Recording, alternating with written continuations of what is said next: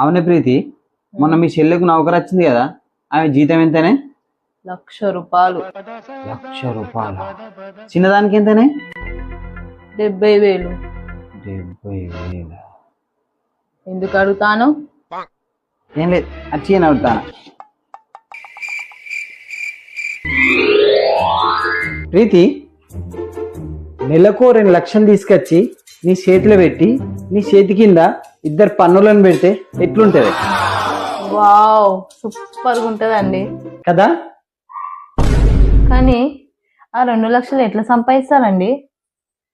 ఆ ప్లాన్ కూడా నా దగ్గర ఉన్నది. మొన్న మీ చెల్లెకు ₹1,00,000 నౌకరు వచ్చింది కానీ ఆమె 1,00,000, చిన్న చెల్లెకు 70,000 వస్తాయనే కదా, ఆమె 70,000, నాకు నెలకు 30,000 వస్తాయి, మొత్తం కలిపి 2,00,000. వాళ్ళ జీతం నీకెందుకు ఇస్తారు? ఎందుకంటే నేను వాళ్ళిద్దరు